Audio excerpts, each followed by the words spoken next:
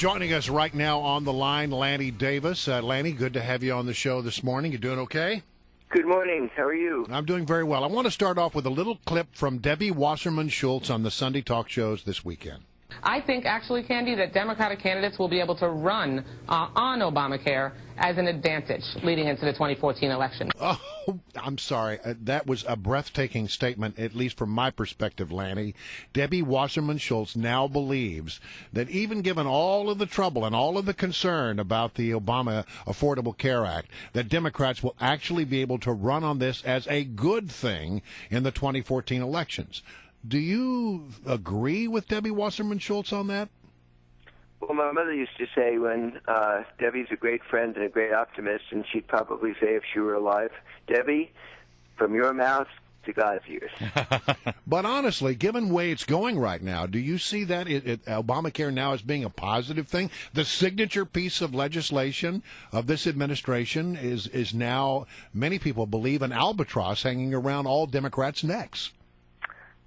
It's unlikely, but it's possible. I think the only possibility is, first of all, fix the technical, and secondly, explain to the American people much better why some people have to pay more to get more coverage, and why that's a good thing, the same way that in 1935 Franklin Roosevelt had to explain to the American people that everyone had to increase their taxes even though they were young and healthy in order to support people who were old and infirm. It took a while for Social Security to work and to be popular, and I think it's going to take a while for Obamacare to do the same thing, but it's a little bit quick for it to happen by next November, but I'm an optimist too. Well, I mean, you've got a situation where it's called the Affordable Care Act, and it's not at all affordable.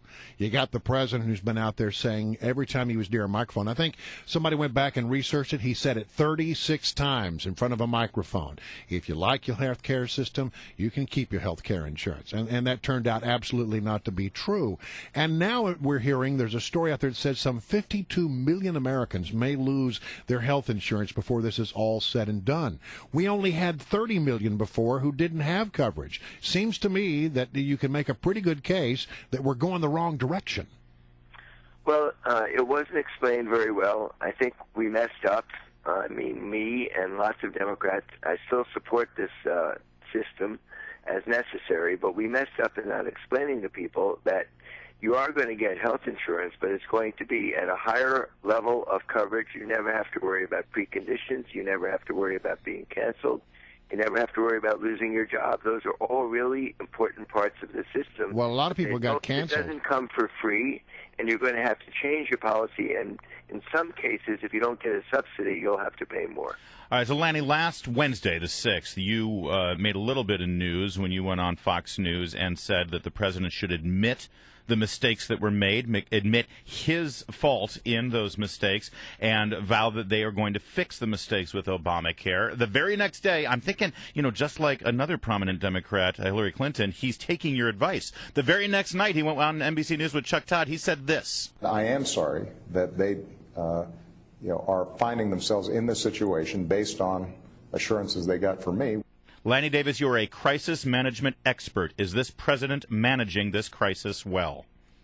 Well, first of all, he's not listening to my advice because I never hear from the White House in almost 6 years. I haven't even been invited to an Easter egg hunt, so I don't think he's listening to me. But I think he is starting to follow the rules of crisis management. I would have liked to have seen a much more direct apology for simply misstating the facts about the loss of insurance by people whose policies were under the standards set by the law and by regulations. So okay, but misstating the facts. Much more direct about the nature of the apology, and he really wasn't as clear as I'd like him to be, but I think it was a good thing that he did. Don't you think the American people, though, they found this to be so lawyerly and so calculated? You just said he misstated the facts originally. That almost reeks of, it depends on what the definition of is. I mean, he knew. I'm sorry, that was a low blow. I'm sorry, Lanny. That was a cheap shot. Don't do that. Too early in the morning. Look, I misunderstood, and I certainly didn't hear the words, "You'll never lose your policy," as wrong, but as you look back at it, it's a complicated system and regulations that were put into place, adding requirements have led certain policies that we thought weren't going to have to be upgraded, and that's the word he should have used. You're going to have to upgrade your policies and pay more if you don't get subsidies.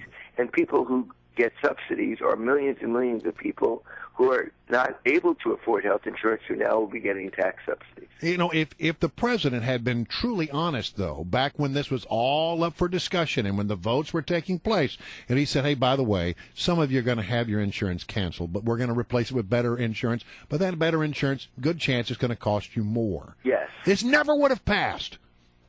Well, I'm not sure it wouldn't have passed, but that would have been a much more accurate way of expressing it. I do not believe that the president lied. I think the L word, I never used it about George Bush being wrong about weapons of mass destruction. I said it was a mistake. I think it was a mistake. All of us, all Democrats like myself who supported this have to take responsibility, but the president is our leader. But I think we ought to be talking even in the last 1 minute. What do we do to fix this so that Debbie Wasserman Schultz is right? It's got to be fixed, and it can be fixed, and there's a really easy solution for a short-term fix and certainly long-term, and that is to use the private sector. Internet sites that have existed a long time, full disclosure, I have a client who's got one, can fix this tomorrow morning for reasons that are inexplicable.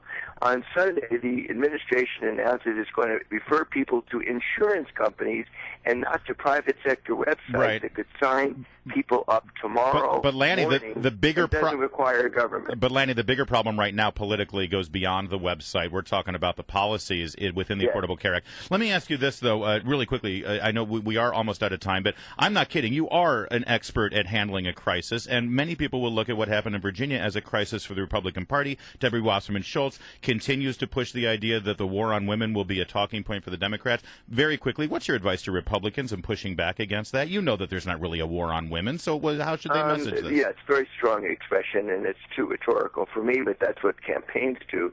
I think that Chris Christie, who is pro-life, by the way, is the way, and a lot of pro-life Republicans are expressing their position as a personal position based on religious conviction that the unborn need to be protected, and I totally respect that as a Democrat who's pro-choice. I think what happened to Cuccinelli and what's happened in the Tea Party movement is that people have become marginalized by being intolerant and shouting down other people, and it's the intolerance issue that the Democrats suffer from, by the way, on our left, that is reflected on the right. So Republicans have to show a way to be more tolerant, and women focusing on economic issues where Republicans actually might be strong, low tax and smaller government, you will find has resonance among women. That's the Chris Christie formula. I'm hoping that Republicans will commit suicide and not. All right, Lanny. All right, my friend Hillary Clinton will beat Christie, but he's the toughest candidate. Thanks, we got to leave it there. Thanks, Lanny.